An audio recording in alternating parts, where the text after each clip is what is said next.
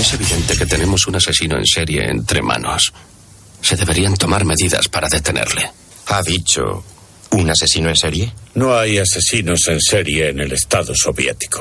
Eso suena como una irresponsable evasiva. Que lo apodaran el carnicero de Rostov no fue una casualidad. Fue fruto de lo brutal de sus crímenes. Dicen de él que es el asesino en serie más sanguinario que sufrió la antigua Unión Soviética. Sembró el terror durante casi 2 décadas, hasta que cometió su último crimen en 1990.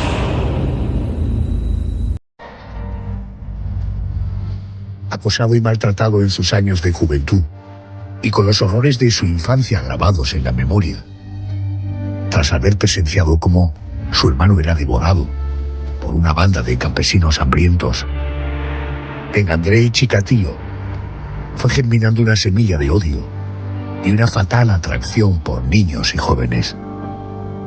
Aquella era la cara oculta de la ejemplar vida de un padre de familia, cariñoso con sus hijos, entregado a su esposa.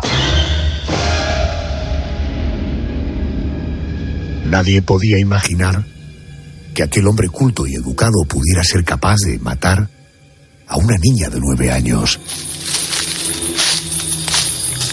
La llevó hasta una cabaña alejada de la ciudad y allí comenzó a agredirla. Ver la sangre le excitó, una excitación que jamás había sentido intimando con ninguna mujer. El cuerpo mutilado de la pequeña apareció 2 días después. Era la primera víctima de Chikatilo. A la siguiente la estranguló, le cortó los senos, le mordió en la garganta como si fuera un vampiro. A otro chico le desgarró los genitales, a otra joven le arrancó el útero. Y esa se convirtió en su forma de actuar. Después de matar brutalmente a sus víctimas, les extraía los órganos sexuales para devorarlos, como si se tratara de un exquisito manjar. Debo pedir más hombres, muchos más. También necesito unidades informáticas para poder iniciar un banco de datos sobre el caso. Y necesito comunicarme con la oficina de asesinos en serie del FBI en Quantico, Virginia, ya que es la mayor fuente de información sobre asesinos en serie del mundo. Las autoridades soviéticas buscaron sin descanso al autor de aquellas atroces muertes. Pero Andrei Chikatilo nunca estaba en la lista de sospechosos. Fue así como durante años tuvo vía libre para matar, hasta que un desliz lo puso al descubierto. Le pregunté de dónde venía. Dijo que venía de visitar a su madre en Belkov, que es un pueblecito cerca de aquí. ¿Recuerda usted ese nombre? ¿Chikatilo? Sí. Tras 10 días de sorprendente mutismo, acabó confesando. Estaba detrás de 53 asesinatos. Era el responsable de la muerte de 53 personas a las que violó y mutiló. Tras un mediático juicio, Chikatilo fue condenado a la pena capital. En la memoria de los familiares de las víctimas siempre resonará la frase que el carnicero de Rostov pronunció en su confesión cuando sentía la llamada. Tenía auténtica necesidad de matar.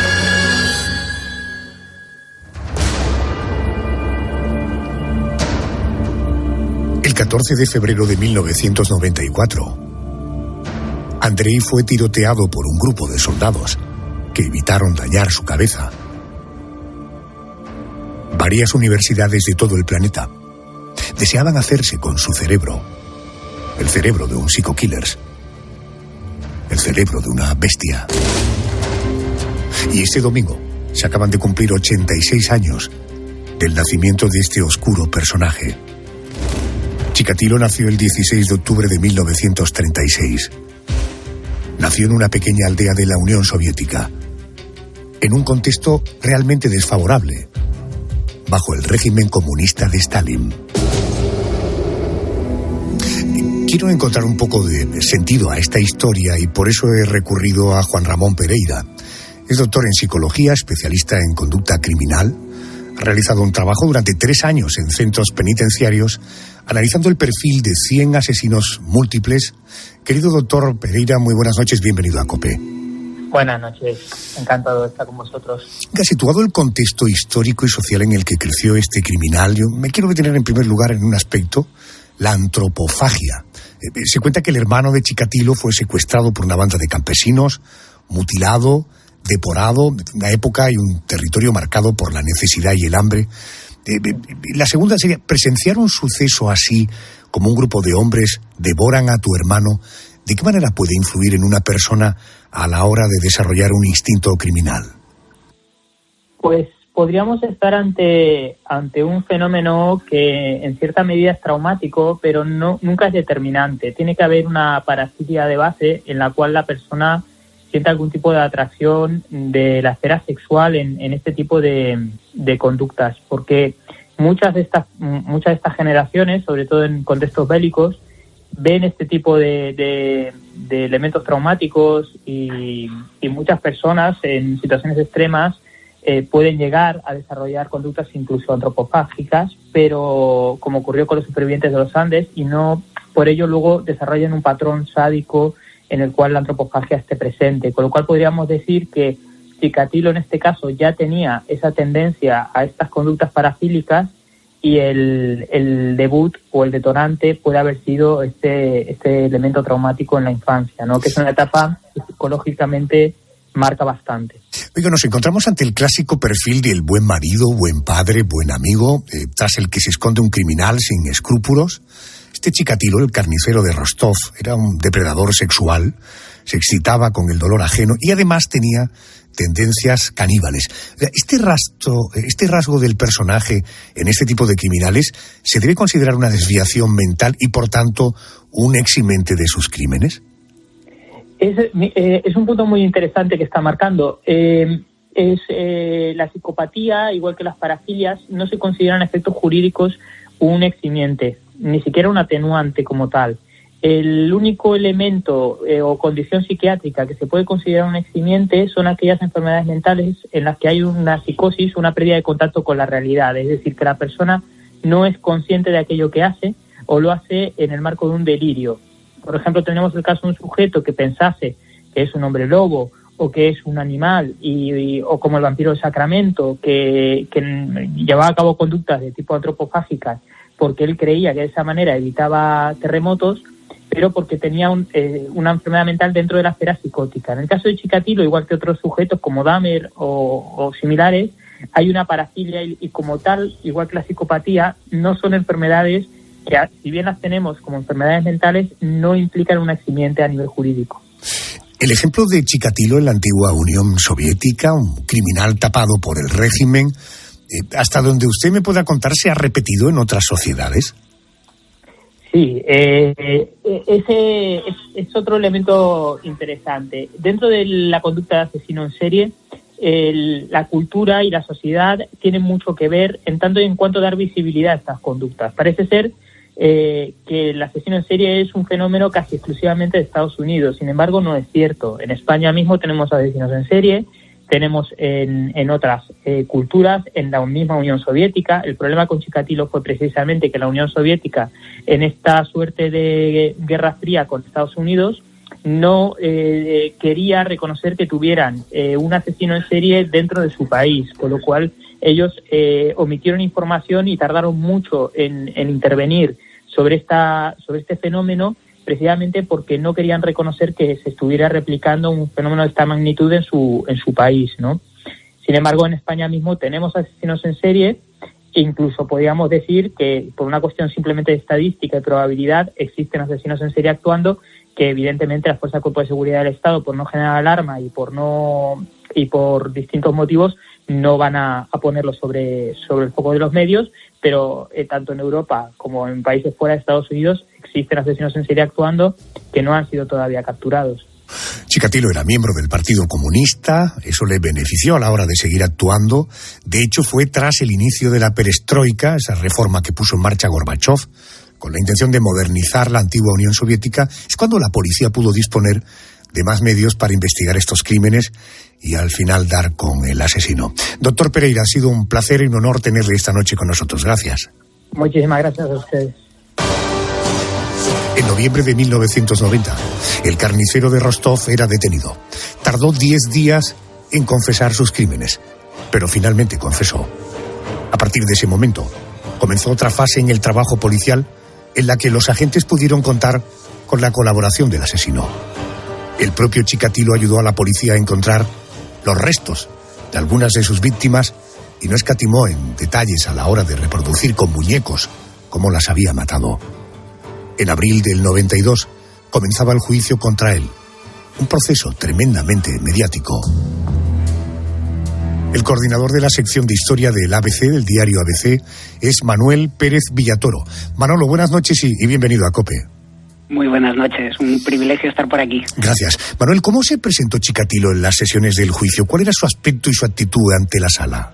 Pues su aspecto la verdad es que fue bastante curioso. Siempre aparecía con la misma camisa durante los 6 meses que duró el juicio. Era una camisa blanca, roja, con motivos de la Olimpiada de Moscú en 1980. Y la verdad es que en las crónicas del New York Times lo que nos dicen es que parecía absolutamente un loco. Al principio, sobre todo, todavía tenía la cabeza rapada, que es una medida que se utiliza mucho en las cárceles para evitar los piojos, pero dicen que según le fue creciendo el pelo, ese pelo desgarbado, esa mirada que tenía, lo que daba la impresión es de que era un absoluto loco, y la verdad es que la actitud fue evolucionando también. Bueno, fíjate que durante el juicio he leído que Chikatilo provocó escenas muy desagradables, llegó a desnudarse, a hacerse tocamientos, gritaba todo tipo de insultos. ¿Qué pretendía con esta actitud? ¿Buscar el eximente de ser un tío desequilibrado? Efectivamente, él fue evolucionando, sobre todo la actitud a lo largo de todo el juicio, y en la idea que tenía empezó con más tranquilidad, pero la idea que tenía era demostrar que estaba loco, casi como una forma de ganar tiempo. Y al final la verdad es que protagoniza una serie de sucesos que aparecen explicados totalmente en los medios de comunicación, y uno de ellos es eso: se bajó los pantalones, mostró el miembro viril delante de todo el mundo y dijo que si con ese pene flácido podía haber violado a tantas víctimas, ¿no? Que era imposible. Protagonizó un sinfín, se quitó la camisa, dijo que de sus pechos brotaba leche y que estaba embarazado. La idea era desconcertar absolutamente al tribunal. No puedo olvidar a los familiares de las víctimas, familiares que asistieron a este juicio. ¿Hay alguna crónica que nos indique cómo vivieron los familiares el juicio? Pues la verdad es que el ABC, curiosamente, lo cuentan bastantes crónicas a lo largo de todo el proceso, y yo creo que fueron sin duda los que peor lo pasaron, porque sobre todo al principio tuvieron que oír por parte del tribunal, caso por caso, cómo habían matado, cómo habían violado, qué había hecho con el cuerpo, cómo había quedado ese cadáver. Lo tuvieron que ir escuchando. Todo eso melló y medró mucho en ellos, y al final, de hecho, en los últimos días del juicio, los familiares lo que piden es que les den a Chikatilo para colgarlo ellos, para descuartizarlo literalmente ellos, y dice que no pueden respirar el mismo aire que respira este hombre. Estás oyendo a Manuel Pérez Villatoro, coordinador de la sección de historia del diario ABC. Manuel, mencionaba al principio de esta crónica negra que Chikatilo tuvo una doble vida, la del hombre ejemplar y naturalmente la del asesino en serie. ¿Qué se ha sabido de su esposa y de sus hijos? Pues de su esposa se ha sabido poco. Se sabe que tuvo que dejar el trabajo una vez que se conoció lo que había pasado con Chikatilo, y posteriormente no se supo más de ella. De su hija mayor tampoco, se sabe que se casó 2 veces y poco más, y el hijo pequeño es el que ha protagonizado una película que es de cine. De hecho, él mismo intentó venderla al cine. Estuvo en el ejército en Afganistán, le pillaron robando material militar por valor de $10,000, le metieron en la cárcel, salió, vivió una vida de auténtico gángster en Kharkov. Él lo decía, que había extorsionado a gente, que había robado a gente, y sobre todo lo que siempre dijo es que estaba orgullosísimo de su padre, que su padre siempre dijo que no había matado a tanta gente como le habían dicho en un comienzo, pero estaba encantado de llevar el apellido de su padre, a pesar de que posteriormente se lo cambió para evitar problemas. Fíjate, Kharkov, que formaba parte de la antigua Unión Soviética y que ahora con la guerra de Ucrania oímos tanto a esta ciudad. Manuel, para terminar, los que solemos desatar esta incierta técnica periodística de la crónica negra, ¿estás de acuerdo conmigo que la mayoría de la gente somos buenas personas y que de vez en cuando conviene reparar un momento, hacer memoria y ver el ser humano hasta qué punto es capaz de bajar a los infiernos para que de esta manera entendamos con toda claridad dónde está el mal y dónde está el bien, ¿verdad? Totalmente de acuerdo. Creo que es necesario para que no se vuelva a repetir. Pasa lo mismo que con los crímenes alemanes en la Segunda Guerra Mundial. En cuanto lo olvidemos, me parece que es muy peligroso olvidarlo. Manuel Pérez Villatoro, gracias. Buenas noches. Muchísimas gracias a vosotros. Chikatilo, apodado el carnicero de Rostov, fue condenado a muerte por asesinar a 53 personas. En un último intento por esquivar una muerte asegurada, trasladó su perdón al que fuera presidente ruso, a Boris Yeltsin. Pero su petición fue desoída. Una tarde de febrero del 94, en la prisión de Rostov, en la que permanecía encarcelado, era ejecutado de un tiro en la nuca.